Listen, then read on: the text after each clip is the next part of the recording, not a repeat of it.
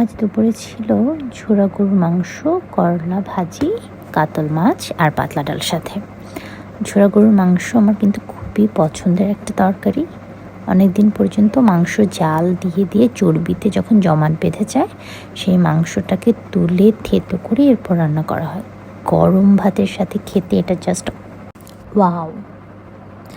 পরেই তো কাঁচামরিচ দিয়ে খুব ভালোভাবে খাচ্ছিলাম মজা করে।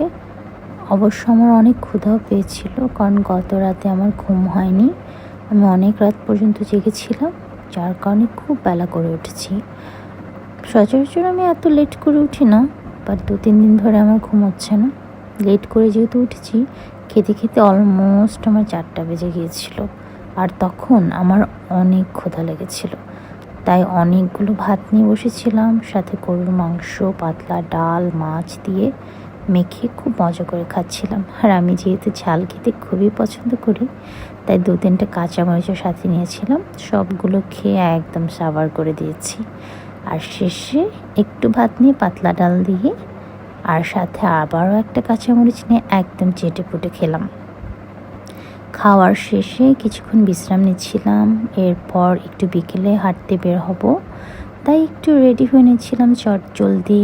ফ্রেশ হয়ে নিয়ে একটু হালকা পাউডার দিয়ে, চোখে একটু কাজল, একটু লিপস্টিক দিয়ে নিচ্ছিলাম। একদম ফ্যাকাশে দেখাচ্ছিল, তাই একটু রেডি হয়ে নিলাম। এই তো বাসার বাইরে আমি বের হয়ে গেছি। একটু হাঁটাহাঁটি করার পর তাড়াতাড়ি বাড়িও চলে এলাম। খুব বেশিক্ষণ আমি বাইরে থাকিনি। এই তো বাসায় আসার পর যখন হাত মুখ ধুয়ে চুল টুল বেঁধে একদম ফ্রেশ হয়ে নিলাম, তবে আমার অনেকক্ষণ থেকে মাথাটা চিনচিন করে ব্যথা করছিল।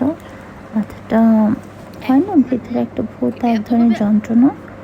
তখন মনে হচ্ছিল একটু কড়া লিকারের চা খেতে হবে। সচরাচর আমি চা খাই না, তারপর আমার বোন আমাকে দুধ চা করে দিল, সাথে ছিল বিস্কিট। আর এই এনার্জি প্লাস বিস্কিট দিয়ে চা খেতে আমার খুব ভাল লাগে, অন্যান্য বিস্কুটের চাইতে এটা অনেক মজা।